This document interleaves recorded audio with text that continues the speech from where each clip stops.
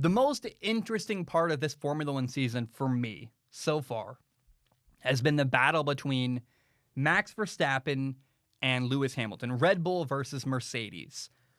And going into the year, it felt like, man, maybe this is the year Mercedes goes down. Red Bull's got a really competitive car, a lot of pace. Now, after the Spanish Grand Prix in Barcelona, we've had 4 races now. We're 4 races in. Lewis leads Max 94 points to 80. And Mercedes leads Red Bull 141 points to 112. The gap isn't massive. There's a gap, but it's not huge. It's somewhat close. And Red Bull's been making a lot of mistakes in the first 4 races. And either that gives you confidence or it gives you disappointment, depending on how you look at it. For me, I look at it this way. I guess first, let me say, either you feel like Red Bull is close or you feel like Red Bull is just, Mercedes is a better team and Red Bull can improve. Now, for me, I look at it as Red Bull just needs to make some small changes, tweaks here and there, clean some things up. And then, man, they're right there. They're in the mix. The fact that they've made so many mistakes and are still competitive with Mercedes says a lot about Red Bull. So I've got a very positive outlook. Now, for context, let's look at Barcelona. Mercedes historically dominates the Barcelona track. Leading up to the race this year, the Spanish Grand Prix in 2021, leading up to that race, Lewis had led every lap at Barcelona since lap 33 in 2018. So all of 2019, all of 2020, Lewis was in the lead the entire race. And so clearly things are different this year, where in Barcelona this year, Red Bull and Max spent a lot of time in the lead, at the front. Things are being changed in Formula One. That's progress. If nothing else, you go, wow. Red Bull, the way they're losing to Mercedes, at minimum, is different and more competitive. And the way Mercedes won because of tire strategy at the most recent Spanish Grand Prix.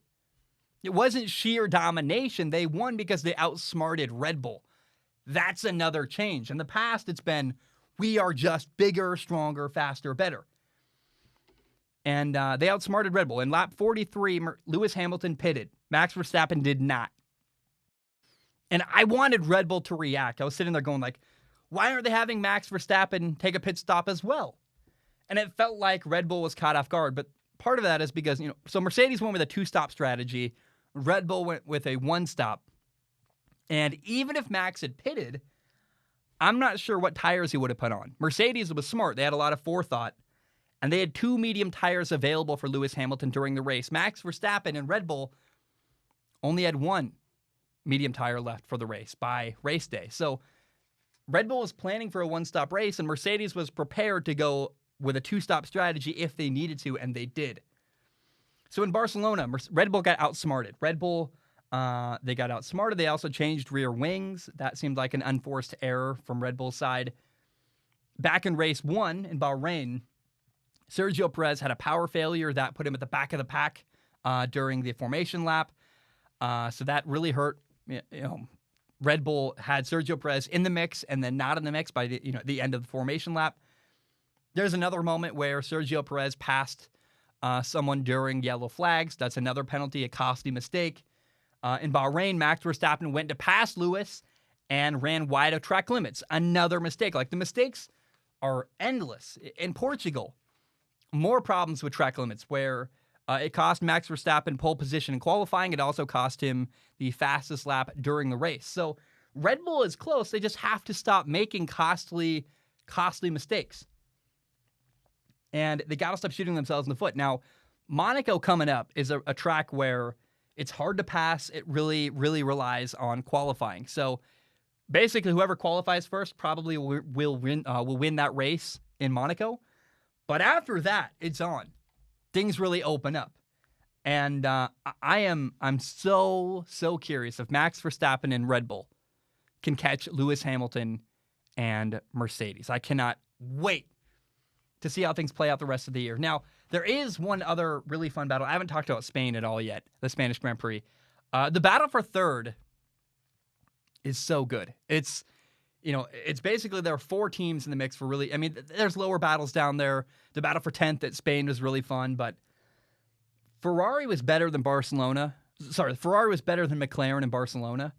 But After 4 races, currently McLaren leads Ferrari in the team standing 65 points to 60, 65 to 60. This battle for third is the second most compelling thing in Formula One right now, where you have, it's in fact, Ferrari and McLaren they're even closer than Mercedes and Red Bull are in their battle. You got 2 teams, 4 drivers, Lando Norris, Danny Rick, Charles Leclerc, Carlos Sainz.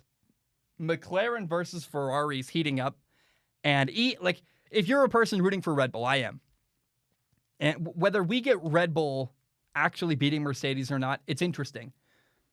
But I guarantee, even if that ends anticlimactically towards the end of the year, we are at minimum are guaranteed Ferrari and McLaren are going to have a battle to the end. And that's going to be so much fun. The battle for third place in the team standings in Formula One. Oh my goodness. And I am so excited for the rest of this F1 season. I like Monaco. It's fun. It's a spectacle. It's not that great of a race, honestly. It's fun to watch because of what it is, but there's not a lot of passing. There's not a lot of drama. After Monaco, oh my goodness, I cannot wait for the rest of the year. It's going to be so much fun. And, Red Bull, Ferrari, McLaren, Mercedes, Lewis Hamilton, Max Verstappen, Carlos Sainz, Danny Rick, Lando Norris, Charles Leclerc, these 4 teams and these 2 competitions between each other, for me, are the most compelling things right now happening in Formula One.